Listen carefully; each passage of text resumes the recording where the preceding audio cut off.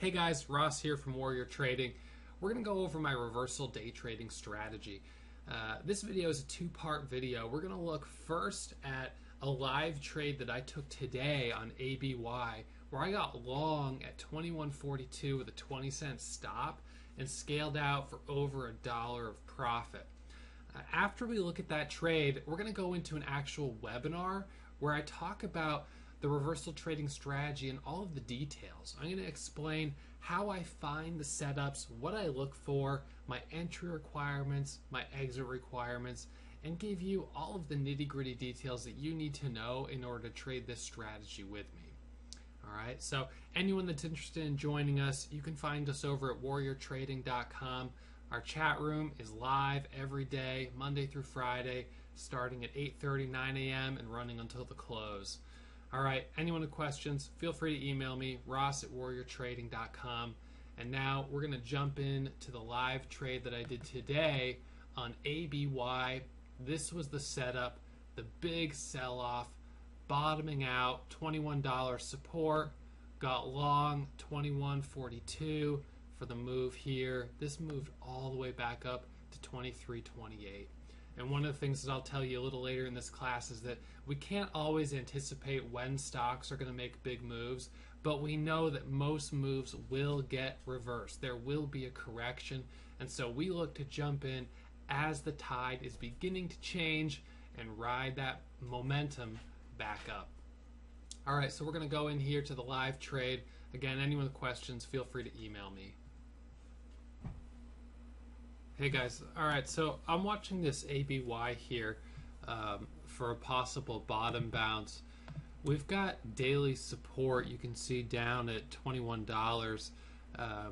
This looks to me like a good potential reversal. You can see it on the V5, the V8 reversal. We've got the low RSI. Candles right now are riding the bottom Bollinger Bands. I would like to see a doji at the bottom.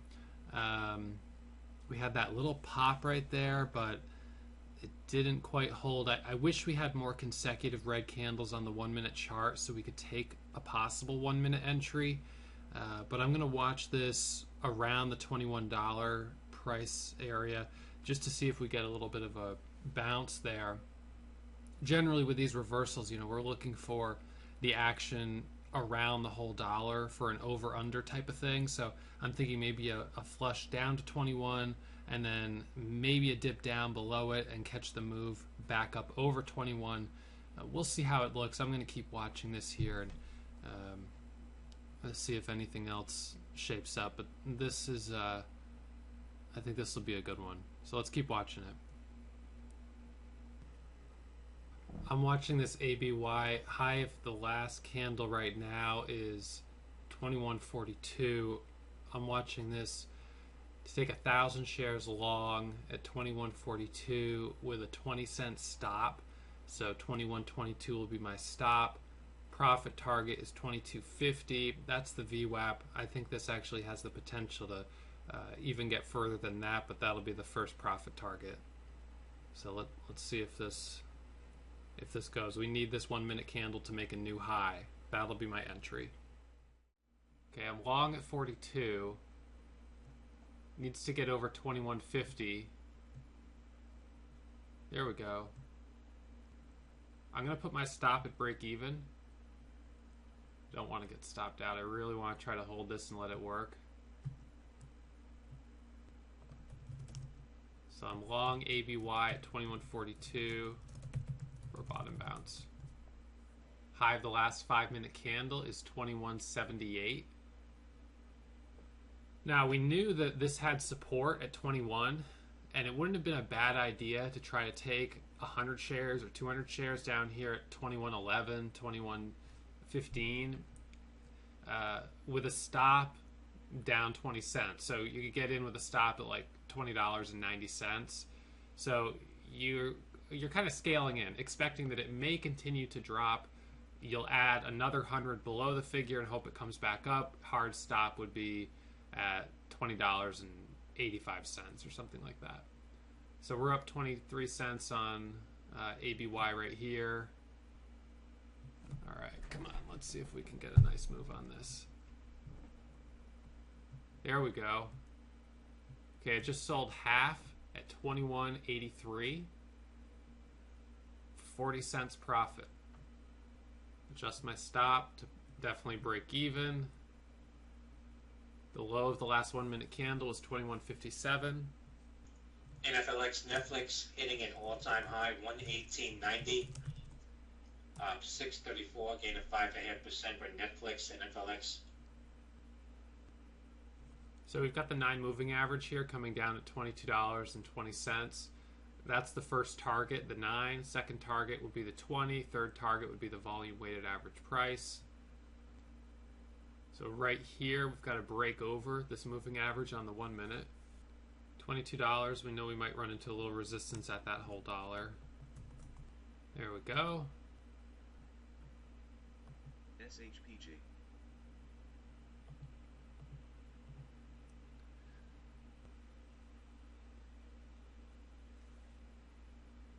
We're not too far off here from getting a 1 point winner. 22.42 is the spot we would need to see. So the whole idea on these is that we're trading stocks that are at extremes. Whether we're trading momentum stocks in the morning, the gap and goes, breaking news, or reversals, we're looking for stocks that are trading at extremes. Now this is trading at an extreme because it's really, really weak. It's been selling all day long. And we look to try to find the bottom. Now, this can sell 5 points and then bounce 50 cents. Now, even though that bounce is relatively small compared to the sell-off, it's still an opportunity for profit. And you can see that right in here. This is a very clean setup. Alerted to us on the scanners right here, the V5, V8 reversal hybrid scanner. And also showing here is a stock with a low RSI. So we think about that rubber band getting stretched out. The weaker and weaker and weaker they get, the more stretched out it gets, until finally it needs to pop. It needs to bounce back a little bit. And we look to get in at the bottom of that, extension and just catch the momentum right back up. 2209 right here is the high of this move back up. And we are running into, as you can see, the 9 moving average coming down here. So this is one where we do have to be a little cautious, but it looks good with the 1 minute chart consolidating above its moving averages. We'll see maybe if we can get this to continue on the move back up.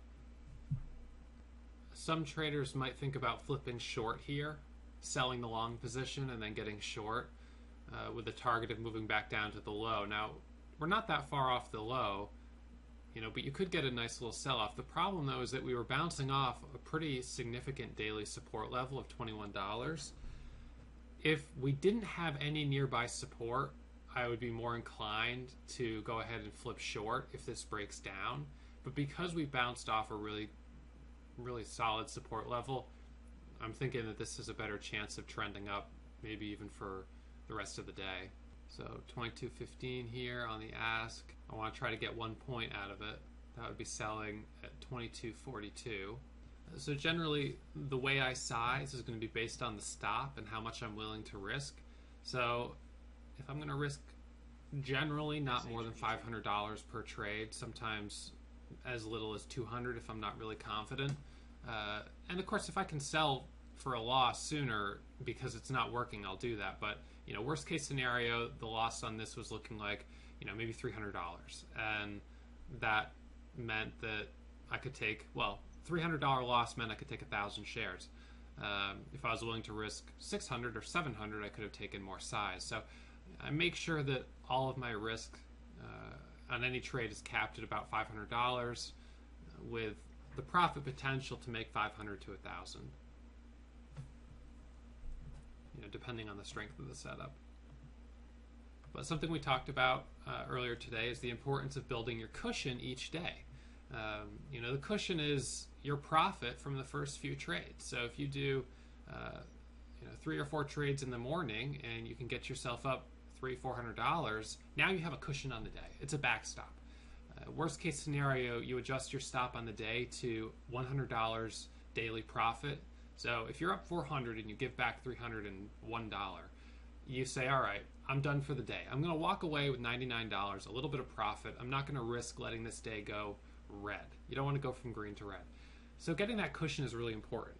It's a confidence builder, but it's also, it's an account building technique. Once I have the cushion, right, if I'm already up $400, $500, or even $1,000, I will sometimes allow myself to take a little bit of a larger risk, because now I'm working with basically this big cushion, and I can leverage that to take some bigger trades. And yeah, worst case scenario, I end up closing the day only up $100 or $200, which is still profit. But I had the potential to roll a good $300-400 morning into a $1,500 or $2,000 winning day, which is that those types of days will cover lots of slow days. So I'm really looking for that 1 point here. See, we broke over the 9 moving average. The next resistance is the 20 moving average at 22.66. So we really shouldn't have any issue continuing to trend up. I'm going to set a profit stop on this at $22. So as long as it holds above $22, I'll stay in the trade and let it ride. If it comes down to 22, I'm going to stop out of the rest. And the idea there is trying to keep that final piece as long as possible. Right? I don't want to sell that last piece until I get stopped out. By getting stopped out, I'm proving that I've taken this trade from start to finish the right way.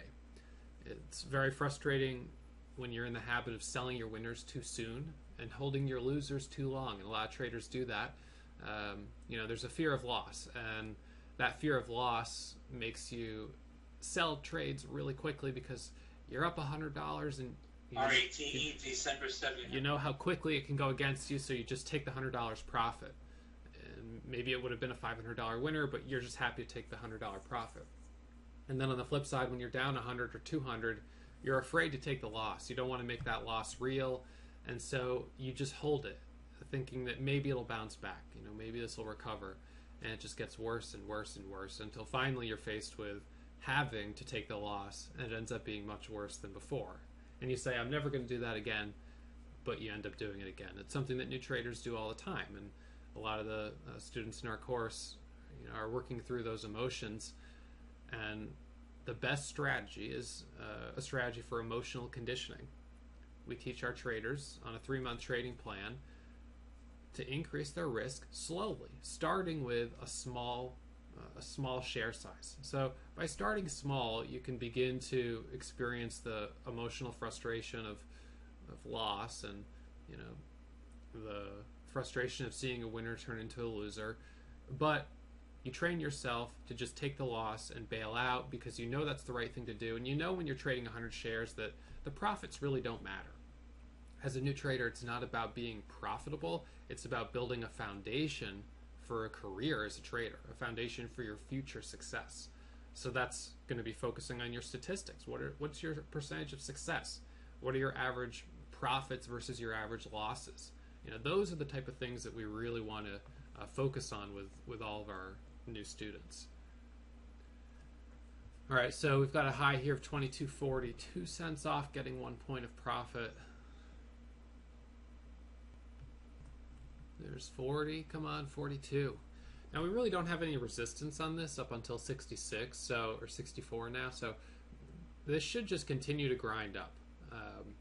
My live stop is still at $22, but at this point it makes sense to probably tighten that up to something like 22.19, just below this moving average, which is holding as support.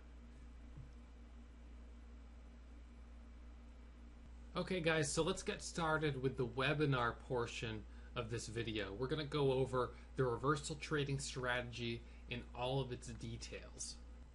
I talk to new traders almost every single day. I've talked to hundreds of traders this month alone, and one of the common themes among new traders is, I don't know what to trade. There are thousands of stocks moving in the market every single day, but finding a setup that is consistent and that is a good fit for you is really hard. And so I'm going to introduce the reversal trading strategy. it's really hard to catch stocks before they make a big move. And this is an example here of a stock that sold off really hard right out of the gates. Now, it would be really hard to catch this type of move to the short side. But we know what goes up must come down, and what goes down must come up eventually. So it's easier, instead of trying to chase these moves, to wait for either a good opportunity to get in on a pullback, which is a momentum trade, or instead to wait for a reversal opportunity. All right, and this right here shows a picture-perfect reversal. A pin bar at the bottom signifying a potential reversal, and then that big swing back up, this V shape.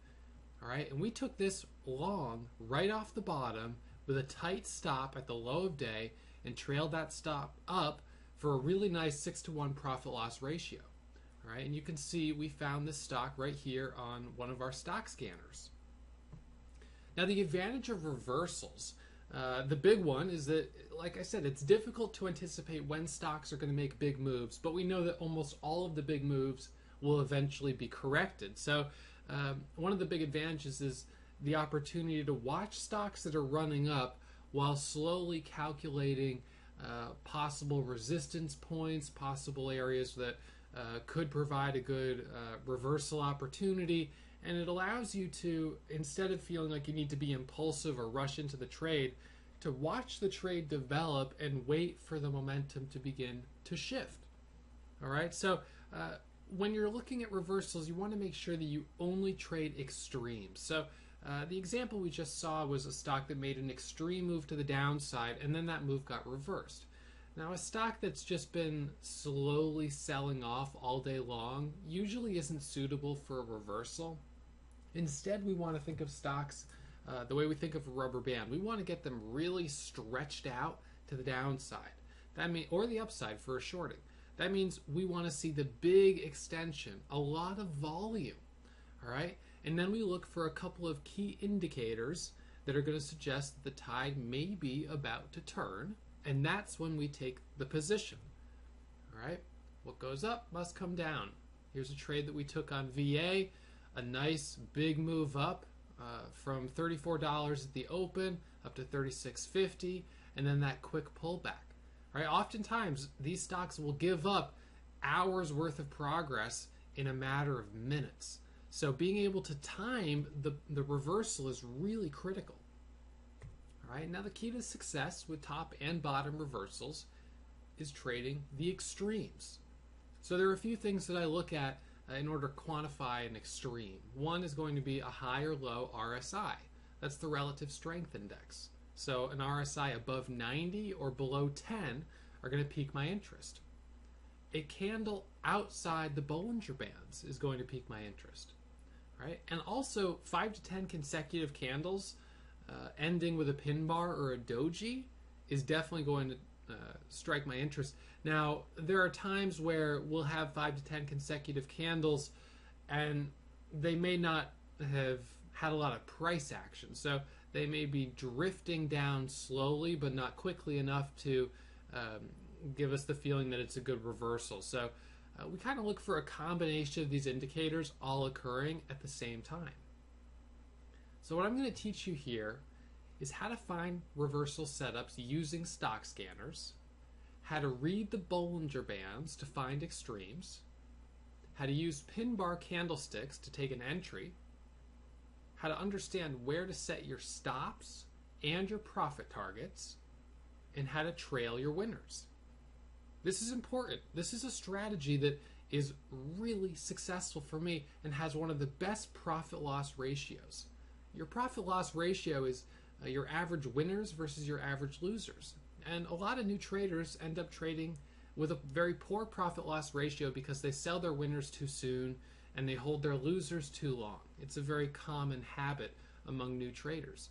But the reversal trading strategy really lends itself to having bigger profit-loss ratios because you always get in stocks when that rubber band is super stretched out. And when you time it right, you're in as the rubber band snaps back and you just get to ride that momentum right back up.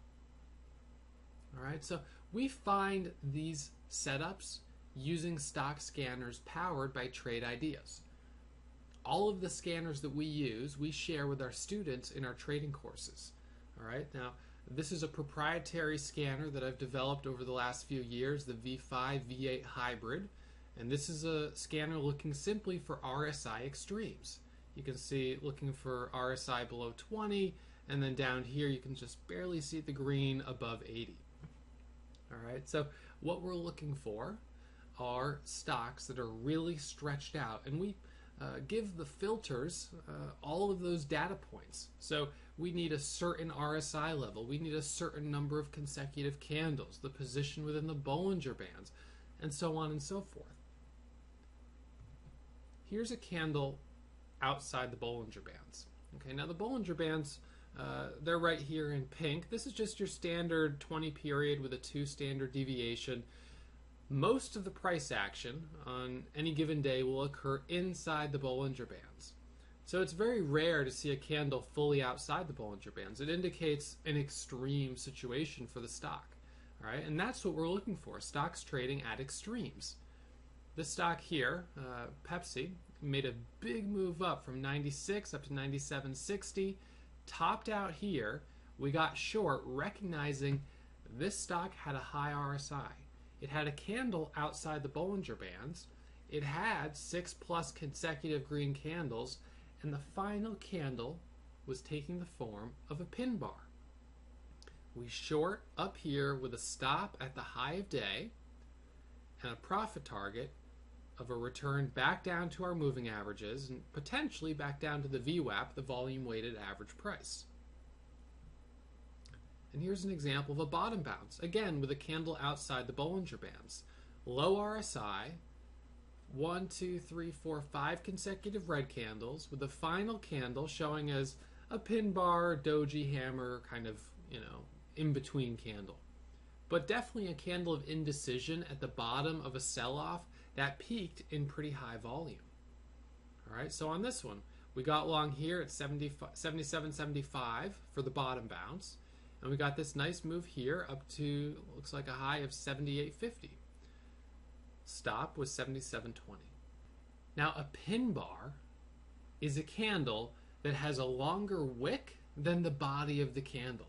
So you can see this top example. You've got that long upper wick. Some would call it a topping tail, that little shadow. Someone called this candle a shooting star. In the context of a big move up, this candle, we'd call it a pin bar. This is the same thing here on the downside. The move down, the candle with a long bottoming tail, that's a pin bar. It's a candle of indecision. We know that the candle tells us 4 things: the open price, the close price, the high of that period, and the low of that period. So when you have a candle with a big bottoming tail or a topping tail, it tells you that at some point during that candle period, the price moved up and was unable to hold those levels and sold off, indicating a little bit of a battle between the buyers and the sellers. So when we're looking at reversals, we write down the list of our entry requirements. We look for the strong extension, the rubber band, that strong move on high volume, preferably 500,000 in shares or higher. I'd prefer 1 million, but we don't always get that perfect setup. The best reversals will have volume peaking at the bottom of the sell-off. So they'll have literally high of day volume, the most volume out of any of the 5-minute candles at the bottom of the sell-off or at the top of the run-up. The RSI should be at extremes, above 90, below 10, and that final candle should be outside the Bollinger Bands. So once we have our entry requirements listed, we have to look for an actual entry. An entry for me is going to be the first 1 minute or the first 5-minute candle to make a new high. So when we've had a big run of consecutive candles making new lows, candle after candle, the first candle that makes the new high is really significant. That's my entry point. Now, there are times where I'll use the 1-minute chart. If we have 5 consecutive red candles on the 5-minute chart and we have 20 consecutive red candles on the 1-minute chart, I'll use the 1 minute to time my entry. But typically, I'll wait for the 5-minute because it's better confirmation. The 5-minute chart is cleaner. So the first 5-minute candle to make a new high is where I get in the reversal with a stop either at the low of day or simply down 20-30 cents. Usually if a stock goes 30 cents against me, I sort of admit defeat. I think that I mistimed my entry and I might as well just try again rather than continue to hold. So there are times where I'll simply use a 20 or 30 cent arbitrary stop if the low of day is too far away. And that may be the case on stocks that are more expensive or that are just simply more volatile. Now, once you're in one of these trades, your exit indicators are pretty simple. If the stock pops up and then suddenly moves back down on a bottom bounce, you stop out for a loss. All right? If you jump in the stock and it ends up just going sideways, it's a good indicator that we're probably getting a flag, a bear flag, and that's an indication that the price is probably going to continue to drop. So if I get in, I hold for a few minutes and the price stays flat, I get out. If I get into the profit zone, I can start adjusting my stop first to break even and then to the low of the last 5-minute candle once I'm in the profit zone. And I'll keep adjusting my stop as I move up. All right, now I'll give you a couple examples here and then we'll go over a trade that I did in real time. All right, here's a bottom bounce, alerted on the scanners, a big sell-off, followed by that long bottoming tail at the bottom and that nice reversal. Another sell-off here, strong sell-off, bottoming out. We don't get the perfect doji at the bottom, but we do have high volume. And then the move back up to the VWAP, this orange dotted line. This example that we had on the first page, the big sell-off, doji pin bar at the bottom, and the big return back up. Again, we found this on our scanners. Okay, right here, a sell-off out of the gates, a gap down, sell-off, catching the bottom. $85.68 was our long entry. We got to move up to $86.50 for 1 point. 20-cent stop, $1 profit. That's a really good profit-loss ratio. Another quick sell-off. That final candle at the bottom doesn't take the form of the perfect doji. They're not always a perfect setup, but when we line up the other indicators, the low RSI, the consecutive 5-minute candles, and potentially resistance or support areas on the daily chart, we can help build a case for taking the trade even if not all of the indicators are lined up exactly right. Now, the same as bottom reversals. Top reversals, we're going to look for that big rubber band, the big move to the upside, and then the quick pullback. Now, I'm a long bias trader. I like to be long most of the time when I'm trading, and I feel that a lot of retail traders are like that, and it means that stocks can be irrationally strong. People continue to buy them up, and they just run much further than seems logical. So I allow the stocks to be irrationally strong, but once they start to show the weakness indicated by the dojis, I'll look to take a short position with a stop at the high of day and trail that stop coming back in. And like I said, the move up that may have taken hours the move up that may have taken hours can be all given back in a matter of minutes on a good top reversal, right? The bulls take the stairs and the bears take the window. So the sell-offs can be very quick. This was a really nice reversal with the doji up at the top, indicated again on our scanners. Another top reversal with the doji at the top, the pin bar, easy 2-to-1 profit-loss ratio. And here's a top reversal that wasn't as obvious. We didn't have that really clean pin bar, but we were hitting a level of resistance that was notable on the daily chart, along with the whole dollar of $43, and that made sense for a potential short. Take a stab. We took the stab. We ended up making over 2 points. Really nice return. Another candle here up outside the Bollinger Bands. These Bollinger Bands are bold to make it easier to see. Really nice reversal here. A grinding stock all morning and into lunch, finally peaking around 1:15, and then a big sell-off coming from 1:15 to 2 p.m. right? So we can't always time when the momentum will strike, when these stocks will suddenly make a big burst up. Why it happened here and it didn't happen an hour earlier is impossible to know. But once it starts to happen, I start thinking, when will this reverse and when can I short it? Now, I also trade momentum, and that's one of our other strategies. And this is a good example of a stock that was excellent for a top reversal. And then once it started consolidating here along the moving average, it's a good opportunity to sell or cover the short position and flip long, get back in, because now it's actually showing strength, consolidating and flagging along the moving average. And now flip long for a move back up to the highs. And we do that a lot. We'll get in a stock that is a great reversal trade, and then it ends up turning into a momentum trade once the reversal gets rejected. But other times you'll see stocks that end up really breaking those moving average support lines and sometimes selling off for the rest of the day. All right, so the goal of reversal trading is to get an entry with a tight stop, as tight of a stop as possible. Set the stop, let it ride, adjust your stop as you're in the profit zone, rinse and repeat. Do it again and again. We do it every single day in our live chat room. Anyone with questions, please feel free to email me, ross@warriortrading.com.